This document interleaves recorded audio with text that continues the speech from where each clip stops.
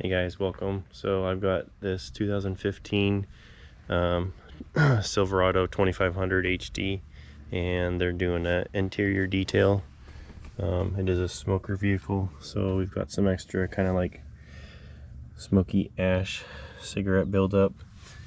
The door panels are pretty filthy. Everything's dirty. It's never been detailed before, so it really needs a deep clean. And that's what the lady and guy that drives this truck is looking for, which they said they're going to be replacing these mats, so I don't need to take a lot of time to try to clean those up. Just spend it more on the truck itself.